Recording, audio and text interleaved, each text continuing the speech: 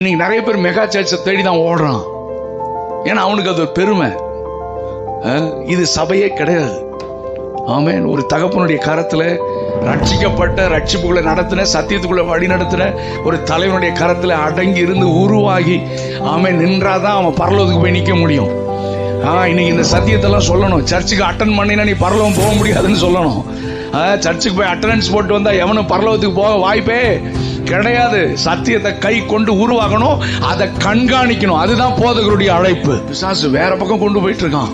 யுத்த வீரர்கள் எழும்ப வாய்ப்பே இல்லைங்க. எப்படி யுத்த வீரர்கள் எழுப்புவாங்க? கத்துறான். சபையில ஒருத்தன் இல்லையா?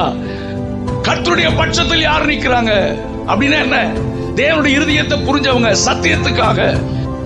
12 கோத்திரம், லட்சக்கணக்கான ஜனங்கள் எல்லாம் அமைதியா இருக்கும் போது ஒரு சில கைகள் மேல வந்துச்சு.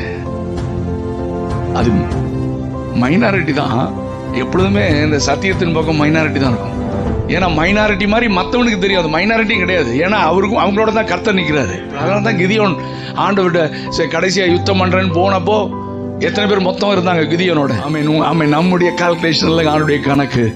ஆண்டவர் தேடுற பாத்திரம் ஒரே ஒரு மனிதன், ஒரே ஒரு கீழ்ப்படுகிற மனிதன், சத்தியத்திற்கு வைராக்கியம் பாராட்டுகிற ஒரு மனிதன். ஆமீன். ஒரு குடும்பம், ஒரு சபை போதுங்க சென்னை அசைக்க, தமிழ்நாட்டை அசைக்க. ஹல்லேலூயா. ஆமென். கூட்டத்தை பார்த்து நீங்க ஆமென் கால்குலேட் பண்ணாதீங்க. ஆமென். சத்தியத்தை கை கொள்றவன் இடத்துல தான் கர்த்தர் இருப்பாரு. தேவனுடைய சித்தத்தை புரிந்தவன் இடத்துல தான் தரிசனம்